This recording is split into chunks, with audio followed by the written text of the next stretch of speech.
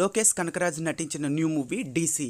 ఈ మూవీ ఈరోజే థియేటర్లో రిలీజ్ అయింది. ఇప్పుడే నేను ఈ మూవీని చూడడం జరిగింది. మూవీ స్టోరీ ఏంటంటే, డీసీ అంటే డి అంటే దేవదాసు, సి అంటే చంద్ర.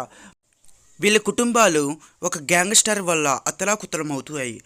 ఇంతకీ ఆ కుటుంబాన్ని ఏం చేశారు, మరి చంద్ర ఏ వర్క్ చేస్తుంది, చంద్ర దేవదాస్ వీళ్ళిద్దరూ కలిసి వాళ్ళ కుటుంబంపై పగ తీర్చుకున్న వారిని ఎలా చంపారు, ఇవన్నీ తెలియాలంటే ఖచ్చితంగా ఈ డీసీ మూవీ చూడాల్సిందే. మూవీ నేనైతే చూడడం జరిగింది.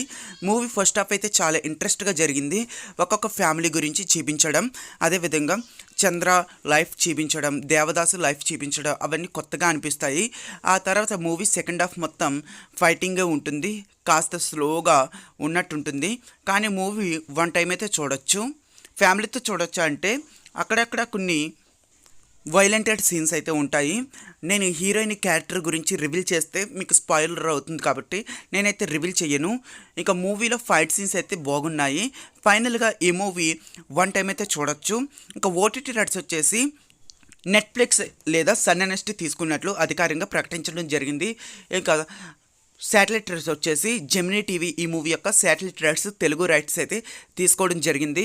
ఇక ఫైనల్గా ఈ మూవీకి నేను ఇచ్చే రేటింగ్ వచ్చేసి 5కి 3.5 అయితే ఇస్తాను. నాకైతే నచ్చింది, మీకు కూడా ఖచ్చితంగా నచ్చుతుంది. ఖచ్చితంగా ఈ మూవీ థియేటర్కి వెళ్ళి చూడండి.